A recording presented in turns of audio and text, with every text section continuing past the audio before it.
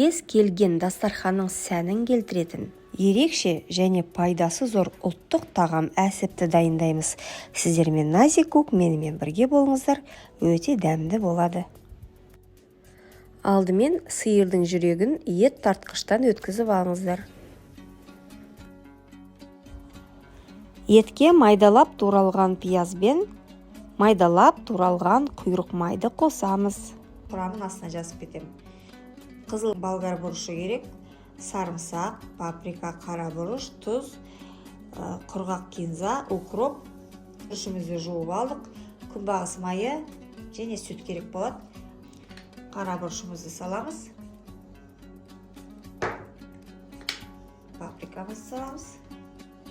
Тәтті. Тұз, сушеный кинза, болгар бұрышы, сарымсақ,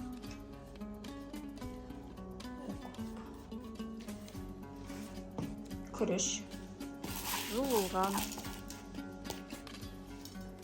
және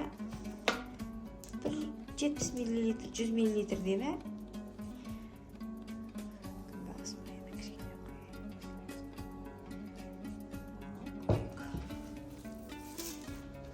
Түс қандай әдемі араластырамыз. Дұрыстап араластырайық.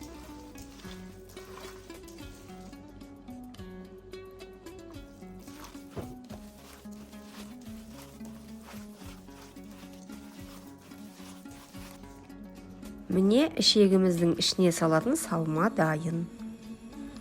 Мынандай ішек.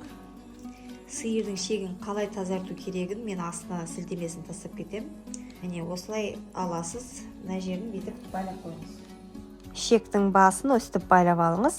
Баклажканың 1-2 литрлігін алып, ортасынан бөліп, ыңғайландырып, ішекті осылай кіргізіп жіберіңіз.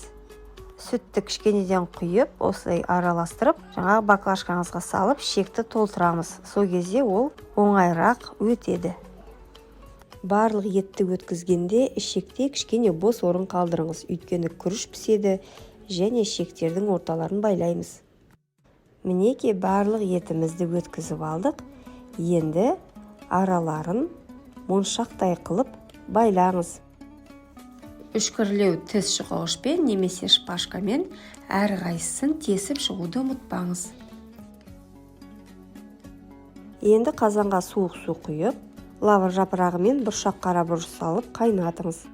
Қайнай сала астын басып, көбігі шыққан сайын жиі жинап тұрыңыз. Қайнағаннан кейін баяу отта 1 сағат пісіресіз. Сорпасына қалған укроп болып жатса, 1 пиязды бөліп салсаңыз болады. Міне доп-домалақ әдемі әсіптеріміз дайын болды. Орталардың бәрін қиып шығыңыздар. Гриль табағыңыз болса, май сеуіп, сарымсақ, пияз, қызанақ бұрыштарды екі жағынан қуырып, әдемілеп, әсемдеп беруге болады. Егер шұжық дайындау ұнаған болса, басқа да түрлерінің сілтемелерін тастап кетемін. Кез келген дастарханның сәнін келтіретін осындай әсіп шұжықтарды дайындауыңызға кеңес беремін. Егер бейне ұнаса, тіркеліп кетіңіздер, сонда менің жаңа рецепттерімді жіберіп алмайсыздар. Астарыңыз дәмді болсын.